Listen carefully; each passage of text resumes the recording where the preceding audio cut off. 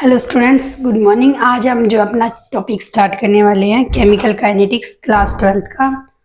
तो सबसे पहले जब हम कोई भी मतलब साइंस, चाहे फिजिक्स हो, केमिस्ट्री हो, बायो हो, जब भी कोई चैप्टर या फिर कुछ भी पढ़ रहे होते हैं तो हमें देखना होता है उसके नाम से रिलेटेड। आप देखो वो बहुत कुछ इन्फॉर्मेशन दे रहा होता है आपको। तो जैसे हमने चैप्टर नंबर स्टार्ट किया है फोर्थ केमिकल काइनेटिक्स, ठीक है। आप इसके नाम से देखो, आपको मतलब पता चलेगा कि आप इस चैप्टर के अंदर बेसिकली क्या पढ़ने वाले हैं, ठीक है। तो केमिकल केमिकल मतलब केमिस्ट्री के अंदर क्या है, केमिकल रिएक्शंस है ना। केमिकल मतलब केमिकल रिएक्शन से रिलेटेड वर्ड हो गया। काइनेटिक्स, काइनेटिक्स आप एक फिजिक्स का वर्ड है, ठीक है। काइनेटिक्स में आप जैसे मोशन पढ़ते हैं, किसी भी मोशन से रिलेटेड जो चीजें पढ़ते हैं वहां पे आप काइनेटिक्स यूज करते हैं। तो इसी तरीके से अगर हम जो है हमारी केमिस्ट्री की बात करें तो केमिकल काइनेटिक्स वो ब्रांच हो गई हमारी केमिस्ट्री की, जो किसी भी रिएक्शन के रेट को स्टडी करते हैं, यानी कि रिएक्शन किस रेट से हो रही है उसके बारे में अगर हमें इंफॉर्मेशन चाहिए तो हम किसका यूज करेंगे, केमिकल काइनेटिक्स का यूज करेंगे, ठीक है।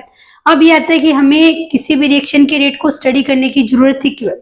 देखो जैसे आपको पता है इन्वायरमेंट में गैसेस तो प्रेजेंट है ही, नाइट्रोजन, हाइड्रोजन, ऑक्सीजन। तो अब जैसे अमोनिया होती है, ठीक है। तो हमें पता है नाइट्रोजन और हाइड्रोजन दोनों जो गैसें हैं अगर उनके आपस में रिएक्शन करवाएं तो अमोनिया का फॉर्मेशन होता है, ठीक है।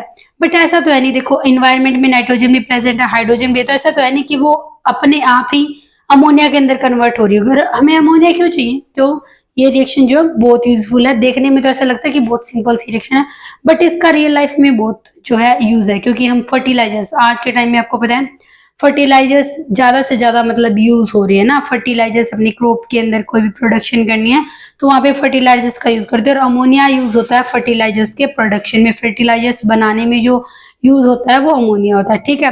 बट अब जैसे सबसे पहले जिस भी साइंटिस्ट ने इसको, जैसे ये वाली रिएक्शन है हैबर प्रोसेस बोलते हैं, अमोनिया और नाइट्रोजन गैस से जो अमोनिया बनता है, इस प्रोसेस का जो साइंटिस्ट था जिसने इसके ऊपर काम किया दैट इज हैबर। तो this is known as the Haber process, Haber reaction, ठीक है।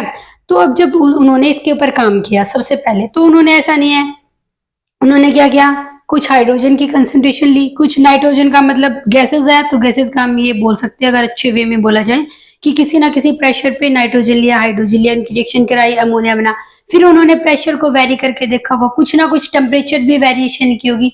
तो जिस टेम्परेचर पे जाके ये वाली जो रिएक्शन है वो मैक्सिमम इल्ड दे रही थी अमोनिया की, तो फिर बाद में वो रिपोर्ट कर लेगी। तो कोई भी रिएक्शन है बार बार, अब जैसे उन्होंने सबसे पहले इसके ऊपर काम किया, अगर अब आज हम इस रिएक्शन को करते हैं तो ऐसा नहीं है कि हम भी अलग अलग टेम्परेचर, अलग अलग प्रेशर लेके इसकी वेरिएशन को देखेंगे। हमें पता है कि पहले उन्होंने कर रखी है, और वो जो टेम्परेचर, प्रेशर, जो भी चीजें थी, जो कंडीशंस थी जिस पर ये वाली रिएक्शंस जो वो मैक्सिमम यील्ड दे रही थी, तो वो वाली जो है रिपोर्ट है लिटरेचर के अंदर। तो हम वहां से क्या है सीधा हम देखते हैं कि हाँ अगर हम ये वाला टेम्परेचर, प्रेशर, ये वाली कंसंट्रेशन, ये ऐसी ऐसी कंडीशन लेंगे तो ऐसी ऐसी कंडीशन में अमोनिया का फॉर्मेशन ज्यादा होगा, तो डायरेक्ट हम वहीं से कर लेते हैं, ठीक है।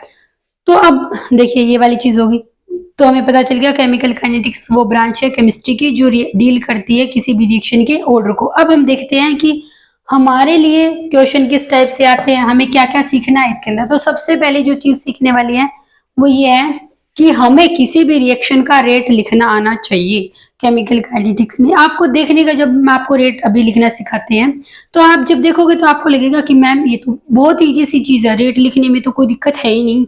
बट जब आप जैसे कोई क्वेश्चन करोगे, और मान लो जैसे एग्जाम में, बोर्ड के एग्जाम होते हैं, तो वहां पे जैसे आपको सिर्फ ये नहीं कि सिर्फ एक केमिकल काइनेटिक्स से आएगा, वहां पे उस टाइम पे आपको सारे चैप्टर्स पढ़े हुए होंगे और वो सारे आपको दिमाग में रखने होंगे ना।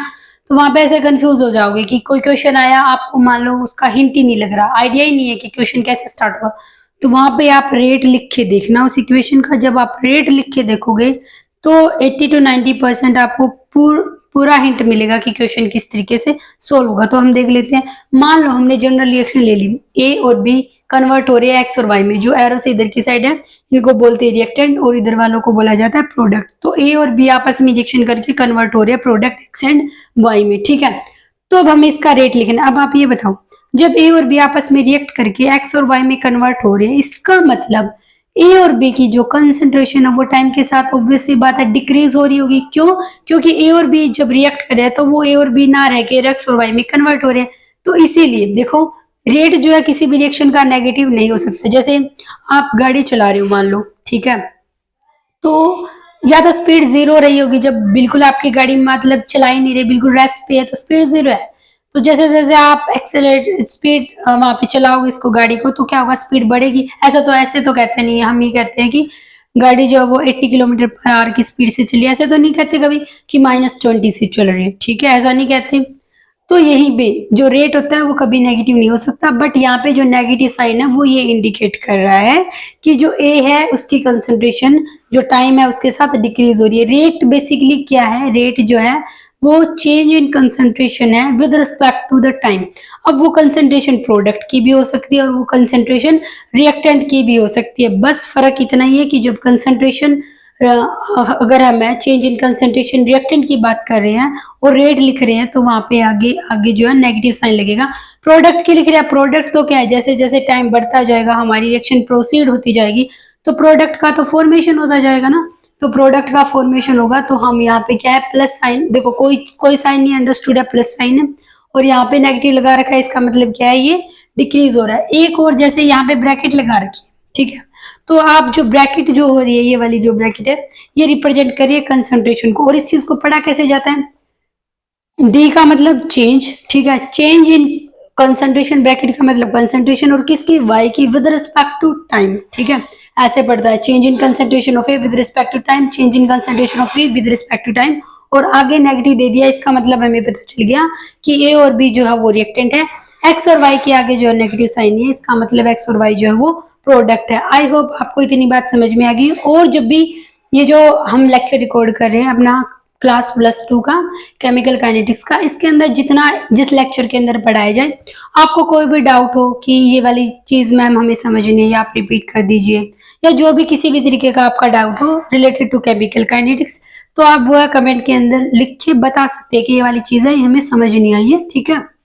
अब देखो, एक बात हमेशा ध्यान रखना, जब भी केमिकल, अब देखो पता है आपको केमिस्ट्री के खुद के अंदर 3 पार्ट्स होते हैं, हम फिजिकल केमिस्ट्री भी पढ़ते हैं, ऑर्गेनिक भी पढ़ते हैं, इनऑर्गेनिक भी पढ़ते हैं। तो जो ये जो केमिकल काइनेटिक्स है वो फिजिकल केमिस्ट्री का टॉपिक है, ठीक है। और जो फिजिकल केमिस्ट्री के टॉपिक्स होते हैं वहां पे जो जनरली ज्यादा चांसेस रहते हैं वो न्यूमेरिकल आने के रहते हैं। तो हमें बेसिकली कहाँ प्रैक्टिस करनी पड़ेगी, हमें ठीक है हमने थ्योरी पढ़ ली, हमने लास्ट में फॉर्मूला भी आ जाएगा, बट हमें प्रैक्टिस के लिए हमें क्या करना है, न्यूमेरिकल्स से करने हैं, ठीक है। तो न्यूमेरिकल्स में ये वाली चीज होगी। और जब भी आप केमिकल काइनेटिक्स का न्यूमेरिकल कर रहे हैं, कोई केमिकल इक्वेशन आपको देखिए, तो पहले आप श्योर कर ले कि क्या वो जो केमिकल रिएक्शन दे रखी है वो बैलेंस है या नहीं है। अगर बैलेंस नहीं है तो सबसे पहले आपको उसको बैलेंस ही करना है। अब जब हम चीजें को समझा रहे हैं तो हम जो उसका जनरल तरीका पढ़े, जैसे मैंने यहाँ पे ऐसे नहीं लिखा hydrogen plus nitrogen converts to ammonia, मैंने जनरल लिख दिया, ए और बी कोई भी रिएक्टेंट है वो एक्स और वाई प्रोडक्ट के अंदर कन्वर्ट हो रहे हैं, ठीक है। अगर मान लो मैंने एक और मेरी रिएक्शन है, ठीक है, जो मैंने बैलेंसिंग करने के बाद कुछ ऐसी दिख रही है, 2a प्लस 3b कन्वर्ट हो रहे हैं मेरे 4x प्लस वाई के अंदर, ठीक है। मान लो ये वाली मेरी एक केमिकल रिएक्शन है, ठीक है, और ये बैलेंस्ड केमिकल इक्वेशन है, जहां पे क्या ए और बी जो रिएक्टेंट है इनके आगे जो 2, 3 और जो 4 लगे हुए हैं वो क्या कोफिशिएंट्स हैं, ठीक है। बैलेंस्ड केमिकल इक्वेशन के अंदर जो न्यूमेरिकल वैल्यू है 1, 2, 3, 4, इनको क्या बोलते हैं, इनके कोफिशिएंट्स हैं। ए और बी आपको पता चल गया रिएक्टेंट है बिकॉज एरो किधर की साइड लिखे हुए हैं, और जो एक्स और वाई जो है वो क्या है, मेरे प्रोडक्ट है। अब हमें रेट लिखने की बात की जाए कि आप इस इक्वेशन का रेट लिखो, तो आपने कहा कि मैम हमने सीखा है कि रेट जो होता है वो चेंज होता है, कंसंट्रेशन में चेंज होता है, ठीक है, विद रिस्पेक्ट टू टाइम, ठीक है। अब चाहे वो कंसंट्रेशन रिएक्टेंट की हो चाहे प्रोडक्ट की हो, ठीक है। अब जैसे ए है, ए रिएक्टेंट है, ठीक है, हमने लिख दिया dA/dt। फिर आपने दूसरी बात ये सीखी कि मैम अगर जब रिएक्टेंट होता है तो हम उसके आगे नेगेटिव साइन लगा देते, ठीक है, मैंने नेगेटिव साइन लगा दिया क्योंकि जो ए था वो रिएक्टेंट था, ठीक है। बट अब वो देखो, आप बी के लिए लिखो, आप कहोगे बी भी रिएक्टेंट है तो नेगेटिव साइन लगा देंगे, डी लिख दिया और कंसंट्रेशन का चेंज दिखा दिया with respect to time. In a similar way जो x है उसकी कंसंट्रेशन में change with respect to time बता दिया, और y की जो कंसंट्रेशन है उसके विद रिस्पेक्ट टाइम में चेंज दिखा दिया, ठीक है। ये वाली जो चीज है वो हम ऊपर सीख चुके हैं। अब बात आती है कि ये जो कोफिशिएंट्स है इनका क्या रोल रहता है। अगर कोफिशिएंट देखो, यहाँ पे मैंने कोई कोफिशिएंट नहीं लगा रखा तो अंडरस्टूड है वो 1 ही है ना, बट यहाँ पे कुछ ना कुछ वैल्यू है, जैसे 2 है, 3 है और 4 है। तो अब इन कोफिशिएंट्स को कैसे लिखते हैं हम, जब रेट लिख रहे होते हैं तो इनका किस तरीके से यूज होता है, तो वो देखो आप हमेशा 1/, करके लिखो। जैसे 2 है ना, तो इसको आप ऐसे लिखोगे 1/2, ठीक है। 3 है, इसको आप ऐसे लिखोगे 1/3, ठीक है। जो 1/, के फॉर्म में आ जाते हैं, जो भी कोफिशिएंट की वैल्यू है वो रेट लिखते टाइम ये ध्यान रखना, ठीक है। 1/4, और यहाँ पे तो 1 है तो 1 लिखने की वैसे कोई जरूरत नहीं है। इसीलिए मैंने कहा कि जब जब आप केमिकल काइनेटिक्स का क्वेश्चन करोगे तो पहले आप जो केमिकल इक्वेशन है उसको बैलेंस कर लोगे, क्योंकि मान लो सपोज करो ये वाली इक्वेशन है, आपने इसको बैलेंस नहीं किया, फिर आपने रेट लिख दिया, तो अगर आप इसको बैलेंस किए बिना रेट लिखते तो आप तो ये वाली जो चीज है 1/2, 1/3 और ये 1/4 जो कोफिशिएंट्स हैं ये तो इन्वॉल्व होते नहीं, और ये वाले इन्वॉल्व नहीं होंगे, तो जब आप इनका आंसर निकालोगे तो वो तो क्या है, मैच ही नहीं होगा ना। अभी क्वेश्चन करते हैं वहां से आपको और ज्यादा क्लियर होगा, ठीक है। तो आई होप कि आपको किसी भी इक्वेशन का रेट लिखना आ गया होगा, रेट को किस तरीके से। और ये देखो आपको पता है आपने मैथ्स के अंदर डिफरेंशियल इंटीग्रेशन पढ़े होंगे, तो d/dt इज ये जो होता है वो डिफरेंशियल फॉर्म है। इसके बाद हम जो इंटीग्रेटेड फॉर्म है उसके बारे में भी डिस्कस करेंगे, ठीक है, इसी के अंदर डिस्कस करेंगे। अभी देखो जैसे आपको एक क्वेश्चन ही दे दिया जाए, एक न्यूमेरिकल है, आपसे आप इसको ट्राई करना, ठीक है। कह रहा है कि क्वेश्चन क्या है, एक रिएक्शन दे दिया आपको, 2a+b जो है वो कन्वर्ट हो रहा है 3c में, ये वाली रिएक्शन आपको गिवन है। फिर कह रहा है, क्वेश्चन को ध्यान से समझना, क्योंकि क्वेश्चन के अंदर जो आपको वर्डिंग दी जाती है ना, वो वर्ड आपको कुछ ना कुछ बता रहे होती है, हर एक चीज आपको कुछ ना कुछ इंडिकेट कर रही होती है, ताकि आपका क्वेश्चन क्या हो जाए, सॉल्व हो जाए, ठीक है।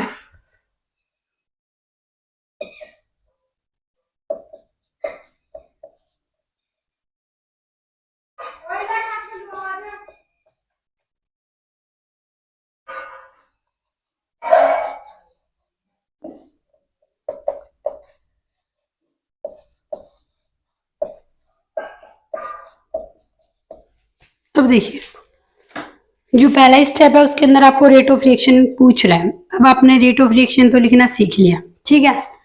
और एक बात हमें ध्यान रखना कि जो सॉल्यूशन वाला चैप्टर है वहां पर हम पढ़ेंगे कंसंट्रेशन, ठीक है। कंसंट्रेशन जैसे हर चीज की यूनिट होती है, जैसे मैं आपसे पूछूं आपका मास क्या है, तो आप बताओगे ना कुछ भी, जैसे x kilogram, y kilogram, what जो भी हो, बट लास्ट में आप किलोग्राम जरूर बताओगे, ठीक है। इसी से पता चलेगा ना कि मतलब क्या चाहिए क्वांटिटी, जो भी क्वांटिटी है उसका मास जो आप बता रहे हो, तो आप लास्ट में यूनिट लगाते हैं किलोग्राम, ठीक है। तो इसी तरीके से हमारा हम जो सॉल्यूशन केमिस्ट्री के अंदर जो सॉल्यूशन पढ़ते हैं, रिएक्शन कर रहे हैं, तो वहां क्या होते हैं, कंसंट्रेशन लेके चलते हैं, ठीक है। और जो कंसंट्रेशन होती है उसकी यूनिट होती है मोल पर लीटर, यानी कि हमने किसी भी पर्टिकुलर कंपोनेंट के कितने मोल्स को डिसॉल्व किया है लीटर में, 1 लीटर सॉल्यूशन में कितने मोल्स डिसॉल्व हुए हैं, वही क्या उसकी कंसंट्रेशन की यूनिट है, ठीक है। और अभी आपने देखा, क्या देखा आपने, आपने देखा कि मैम हम तो ना रेट ऐसे लिखते हैं, रेट जो है change in concentration with respect to time. देखो जैसे जैसे बोल रही हूँ वैसे वैसे यहाँ पे समझ रहे हो ना, चेंज, चेंज का मतलब डी बता रहा है, इन कंसंट्रेशन ये ब्रैकेट कंसंट्रेशन को बता रही है, with respect to time T, T नीचे लिख दिया, ठीक है। अब कंसंट्रेशन क्या हो सकती है, रिएक्टेंट की भी हो सकती है, प्रोडक्ट की भी हो सकती है। अभी मैंने बताया देखो चेंज इन कंसंट्रेशन, जैसे मान लो मैं ये कहूँ कि आपके पास 100 रुपए हैं और आपने क्या किया, उसमें से मतलब आपने 10 रुपए किसी को दे दिए, ठीक है। तो आपके पास कितने बचे, 90 रुपीज बचे ना। तो देखो रुपीज थे, दोनों का डिफरेंस लिया तो चीज भी क्या मिल रही है, रुपीज ही मिल रही है ना। तो चेंज इन कंसंट्रेशन, मान लो मैंने कंसंट्रेशन स्टार्टिंग में 1 मोल ली, फिर मैंने क्या किया, मान लो 11 मोल ली कंसंट्रेशन, मोल ये जो कैपिटल एम है हम वहां पे सॉल्यूशन में ही पढ़ेंगे, कैपिटल एम मोलैरिटी होता है, मोल पर लीटर इसका मतलब है, ये अगर लिख दिया, ठीक है। कंसंट्रेशन मान लो 11 मोल पर लीटर ली, ऐसे समझ लो, चाहे अगर वैसे कंफ्यूजन हो रही है तो मोल पर लीटर ली। फिर मैंने क्या किया, बाद में मैंने देखा, जैसे हमें पता है रिएक्टेंट होते हैं उनकी जो कंसंट्रेशन होते हैं टाइम के साथ डिक्रीज हो रही है, मान लो स्टार्टिंग में 11 मोल पर लीटर थी, फिर आपने कुछ टाइम बाद देखा उसकी कंसंट्रेशन कम हो गई, मान लो वो हो गई 1 मोल पर लीटर हो गई, ठीक है। तो बची कितनी, 10 मोल पर लीटर। यानी कि जब आपने चीज देख रहे हैं कंसंट्रेशन में, तो वो लास्ट में जो चीज बच रही है वो भी तो वैल्यू कंसंट्रेशन ही आएगी ना, तो वही चीज समझाने की कोशिश कर रही हूँ, ठीक है। तो रेट देखिए, चेंज इन कंसंट्रेशन, हम क्या फाइंड आउट करने की कोशिश करें, रेट है उसके यूनिट फाइंड आउट करने की कोशिश करें, कैसे होगी, देखो रेट है dx/dt, अब इसका बता दिया कंसंट्रेशन है, यूनिट क्या होगी, मोल पर लीटर, ठीक है, लिख दिया। टाइम है, यूनिट क्या होगी, सेकंड। अब आपको पता है जैसे 1/, है ना, ये सेकंड बाई है ना, तो इसको ऊपर लेके जाएंगे तो क्या हो जाता है, एक पावर, यहाँ पे देखो पावर 1 है, तो अब इसको ऊपर लेके जाएंगे तो कितना हो जाएगा, मोल पर लीटर, और ये वाली पावर ऊपर चली जाएगी, पर सेकंड ऊपर जाती है तो अब नेगेटिव हो जाती है ना, ये वाली चीज है। तो रेट की यूनिट आ गई मोल पर लीटर पर सेकंड, और कैसे आई वो हमने देख लिया, ठीक है। अब यहाँ पे देखो ये वाली रेट की यूनिट यही आई है ना, मोल पर लीटर पर सेकंड। आप देख रहे हो यहाँ पे क्या लिख रखा है, मोल पर लीटर पर सेकंड, ये लिख रखा है ना।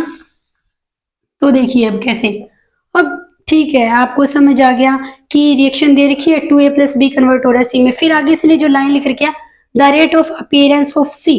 अब देखो आपने बताया कि मैम जो रिएक्टेंट होते हैं ना, वो तो टाइम के साथ उनकी कंसंट्रेशन डिक्रीज हो रही होगी, और जो प्रोडक्ट है उनकी कंसंट्रेशन इंक्रीज हो रही होगी। तो देखो जो याद रखना, ये वाली चीज जो बता रही हूँ वो इंपॉर्टेंट है, ठीक है। तो आप बोलो या रेट ऑफ डिसअपीयरेंस, ठीक है, डिसअपियर मतलब गायब होना ना। तो या बताओ रिएक्टेंट टाइम के साथ डिसअपियर हो रहे हैं प्रोडक्ट, तो आप कहोगे कि जो रिएक्टेंट है वही टाइम के साथ क्या हो रहा है, डिसअपियर है। तो जब जब rate of disappearance word use किया जाएगा, इसका मतलब वो बात कर रहा है रिएक्टेंट की, ठीक है। अब देखो प्रोडक्ट होते हैं वो टाइम के साथ फॉर्म हो रहे हैं, तो ये आपसे बोले रेट ऑफ फॉर्मेशन, या फिर रेट ऑफ अपीयरेंस, या फिर रेट ऑफ प्रोडक्शन, ठीक है। तो ये जो तीनों वर्ड है वो किसके लिए है, प्रोडक्ट के लिए, समझ आ गई। तो अपनी कॉमन सेंस यूज करना थोड़ी सी। ये बोला जाए रेट ऑफ अपीयरेंस ऑफ सी, तो ऑब्वियस सी बात है सी क्या है, प्रोडक्ट है। और यहाँ से केमिकल इक्वेशन है वो देखने से भी पता चल रहा है कि जो सी है वो मेरा क्या है, प्रोडक्ट है। समझ आ गया। ये हमेशा ध्यान रखना, रेट ऑफ डिसअपीयरेंस बोल रहा है तो रिएक्टेंट की बात कर रहा है, rate of formation, rate of appearance या फिर रेट ऑफ क्या है, फॉर्मेशन की बात कर रहा है तो वो प्रोडक्ट की, क्योंकि प्रोडक्ट ही है जो टाइम के साथ फॉर्म हो रहा है, प्रोड्यूस हो रहा है या फिर अपीयर हो रहा है, ठीक है। तो ये वाली ध्यान रखना। तो अब यहां से पता चला आपको उसने किसकी वैल्यू दी, rate of appearance of C, यानी कि वो बात कर रहा है किसकी, D C by D T की, ठीक है। वो वैल्यू कितनी दी है, 1.3 इंटू 10⁻⁻⁴। अब हम करने जा रहे हैं इसका सोल्यूशन, ठीक है। वो सॉल्यूशन कैसे होगा, 1.3 इंटू 10⁻⁴ मोल पर लीटर पर सेकेंड, ठीक है। अब ये वाली जो चीज है वो गिवन है, ठीक है। मे भी आपको ऐसा लग रहा हो कि बहुत स्लो करवा रहे हैं, बट क्योंकि अगर चैप्टर का अगर आपने ABCD नहीं सीखी है किसी भी, तो आप अपना नाम लिखना तो कभी सीख ही नहीं पाओगे ना। तो ज्यादा प्रैक्टिस ABCD सीखने पे होनी चाहिए ना। तो ये इस यूनिट का जो करवा रही हूँ वो बेसिक है, इंपॉर्टेंट है। हर एक क्वेश्चन में जैसे कुछ तो कुछ हो रखा होगा, बट क्वेश्चन की स्टार्टिंग जो आंसर होगा वो स्टार्ट यहीं से हो रहा होगा। तो अगर आपको स्टार्टिंग ही नहीं आएगी तो आप बाद वाला कैसे करोगे, ठीक है।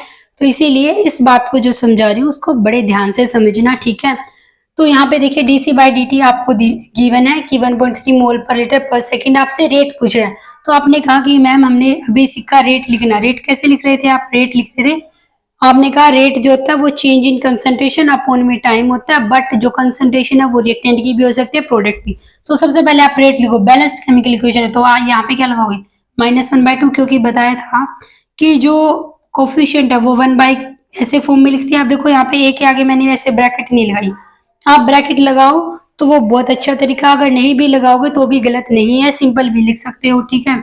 और आगे बी के आगे तो कोई कोफिशिएंट नहीं है तो dB/dt, but with negative sign, ऐसे ध्यान रखना है, ठीक है। और आगे क्या आ जाएगा, 1/3 dc/dt। इतनी बात समझ में आ गई। अब देखो पूछ रहा है रेट, अब यहाँ से यही से देखो ऐसे क्वेश्चन के हिंट मिलेंगे आपको कि किस तरीके से करना होगा। रेट लिख लिया, अब देखो क्या चीज पूछ रहा है, रेट ऑफ रिएक्शन, यानी कि ये वाली चीज मेरे से पूछ रहा है, ठीक है। अब मेरे को उसने दिया क्या है, उसने दे रखा है dc/dt, ठीक है, ये वाली वैल्यू गिवन है, ये वाली वैल्यू गिवन है, ये वाली चीज जो हमें निकालनी है। और आप देखो इनके आगे साइन क्या लगा रखा है, हर एक चीज के देखो कुछ ना कुछ, हर चीज की इंपॉर्टेंस ऐसा नहीं है हाँ ये वाला हो गया इक्वल का साइन नहीं लगाए। कई बच्चे ऐसे करते हैं कि रिएक्शन लिख रखे ना, यहीं पे ऐसे प्लस प्लस करके ऐसे कर देते हैं, ऐसे लिख देते हैं, यहाँ पे प्लस किया, यहाँ पे तो इक्वल किया, फिर यहाँ पे प्लस किया और इस वाले पे यहाँ पे एरो लगा दी, तो वो गलत तरीका है, ठीक है, ऐसे नहीं करना आपको। तो आप देखो ये सारी चीजें एक दूसरे के इक्वल है, तो मेरे को ये वाली चीज चाहिए और ये वाली चीज इन दोनों का चाहिए, तो मैं क्या करूंगी, सिर्फ इसको और इसको क्या कर लेंगे, इक्वल कर लेंगे। तो आई होप अगर पूरा क्वेश्चन रब करूंगी तो आपको दिक्कत होगी, मैं बस इतना रफ कर देती हूँ, ठीक है। इसको आगे यहाँ पे कर देती हूँ। तो देखो ये वाला स्टेप इसके नीचे आना है, बट मैं समझाने के लिए इसको ऊपर लिख रही हूँ, ठीक है। रेट इज इक्वल टू कितना हो जाएगा, 1/3 dc/dt। अब मैंने इन्हीं दो को क्यों लिया, क्योंकि मेरे को इन दोनों से कोई यूज नहीं है। क्यों? क्योंकि मेरे को इसकी वैल्यू नहीं दे रखी और इसकी भी नहीं, मेरे को निकालना तो ये और ये मेरे को दे रखा है, तो मैंने इन दोनों को इक्वल लिख लिया। बस अब इस इक्वेशन का इतना ही काम था, हमें पता चल जाए, ठीक है। तो यहाँ से देखिए सॉल्यूशन, रेट निकालना है तो वो कितना हो जाएगा, rate is equal to 1/3 dc/dt की वैल्यू हमें दे रखी है 1.3 इंटू 10⁻⁻4। तो अब आप इसको सोल्व कर लोगे तो हमारा क्या आ जाएगा, रेट, और इसकी यूनिट क्या आएगी, वही आएगी। देखो क्योंकि 1/3 तो कांस्टेंट है, इसकी तो कोई यूनिट है ही नहीं, बट जो 1.3 इंटू 10⁻⁻4 है इसकी यूनिट देखो आपने क्या लगा रखी है, मोल पर लीटर पर सेकेंड। तो जो रेट आएगा उसकी भी तो यही यूनिट होगी ना, मोल पर लीटर पर सेकेंड, ठीक है। और एक बात जो मैं आपको समझाने की कोशिश कर रही थी कि केमिकल काइनेटिक्स का अगर क्वेश्चन करते हो तो इक्वेशन को बैलेंस कर लेना। अब मान लो आपने इस इक्वेशन को बैलेंस नहीं किया, बैलेंस नहीं किया होता तो यहाँ पे 3 नहीं आ रहा होता, मान लो, ठीक है, बैलेंस नहीं किया, यहाँ पे 3 नहीं है तो यहाँ पे भी 3 नहीं होता। तो उस केस में क्या करते आप तो सीधा कर देते कि रेट जो वो dc/dt, यानी कि जो रेट ऑफ रिएक्शन है वो क्या है, रेट ऑफ अपीयरेंस ऑफ सी के ही इक्वल है, बट एक्चुअल में ऐसा नहीं है। तो वो ही चीज है, यहीं पर कोफिशिएंट्स का रोल आता है, क्योंकि अब इस चीज को 3 से डिवाइड करोगे तो कुछ और न्यूमेरिकल वैल्यू आएगी ना। तो अगर आप बैलेंस नहीं करते तो सीधा आप ऐसे आंसर निकाल देते, 3 से डिवाइड उसको करते ही नहीं। तो ये वाला रोल है उन कोफिशिएंट्स का जो हम बैलेंस केमिकल इक्वेशन में सीखते हैं। आई होप आपको इतनी चीज क्लियर हो गई होगी। अब इसका जो सेकंड पार्ट है, जो पहला जो पार्ट था उसमें आप इसने निकला है रेट ऑफ रिएक्शन, ठीक है। जो सेकंड पार्ट है उसके अंदर बोला गया है रेट ऑफ डिसअपीयरेंस ऑफ ए, ठीक है, रेट ऑफ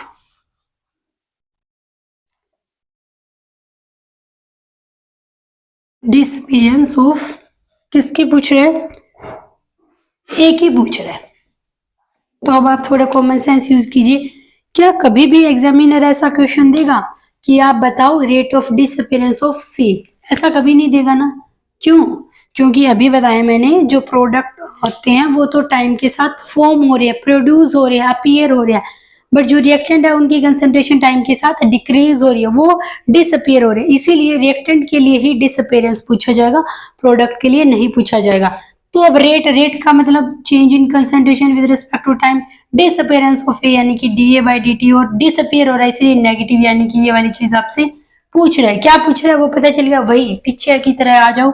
हम क्या लिखेंगे, सबसे पहले इस इक्वेशन का रेट लिखेंगे। हम लिखेंगे रेट क्या है, -1/2 da/dt इक्वल में db/dt और dc/dt, बट 1/3 dc/dt। अब की बार देखो क्या दे रखा है इसने। अब की बार देखो इस क्वेश्चन को करने के दो तरीके हैं, ठीक है। पूछ रहा है da/dt विद नेगेटिव साइन, ठीक है, ये वाली चीज हमसे पूछ रहा है, इसने ये वाली चीज दे रखी है, ठीक है। तो एक तो तरीका ये है कि हम क्या करें, इसको और इसको इक्वल रख ले। कैसे? देखो इसको और इसको इक्वल रख सकते हैं क्योंकि ये वाली चीज गिवन है, ये वाली पूछ रहा है, तो मैं ऐसे लिख सकती हूँ -1/2 da/dt is equal to 1/3 dc/dt, और इसकी वैल्यू मेरे को गिवन है, ये वाली वैल्यू मेरे को निकालनी है, तो हम ऐसे कर लेंगे क्या, -da/dt इज इक्वल टू 2/3, और dc/dt की वैल्यू है कितनी, 1.3 इंटू 10⁻⁻4। तो यहाँ से क्वेश्चन का आंसर हो जाएगा। बट एक तरीका और आप कैसे कर सकते हैं, आपने जो फर्स्ट पार्ट है उसके अंदर आपने रेट निकाल लिया था। रेट आपने कैसे निकाला था, 1.3 इंटू 10⁻⁻4 डिवाइड बाई 3। ये आप फर्स्ट पार्ट में सॉल्व कर चुके हैं। अब सेकंड पार्ट में आप ऐसे भी कर सकते हैं, इसको इस चीज का यूज करके भी कर सकते हैं क्वेश्चन को। रेट अभी आप कैसे लिखोगे, 1/2 da/dt, ठीक है। ये वाली चीज आप फर्स्ट पार्ट में निकाल चुकी है, ठीक है। गिवन तो नहीं कहोगे, आपने इस चीज को निकाल लिया, यानी कि चीज आपके पास है, da/dt आपको निकालना है। तो वो कितना हो जाएगा, रेट इज इक्वल टू कितना हो जाएगा, रेट तो आपने इतना निकाल ही लिया ना। तो यहीं से देखो रेट की वैल्यू होगी 1.3 10⁻⁻4 divide by 3 is equal to minus का 1/2 dA/dt। तो अगर आप रेट का यूज करके भी dA/dt निकालते तब भी वो वैल्यू कितनी आएगी, 2 यहाँ पे डिवाइड है, यहाँ पे मल्टीप्लाई हो जाएगा, तो 2/3 1.3 इंटू 10⁻⁻4 मोल पर लीटर पर सेकेंड, यही आएगी इसकी यूनिट।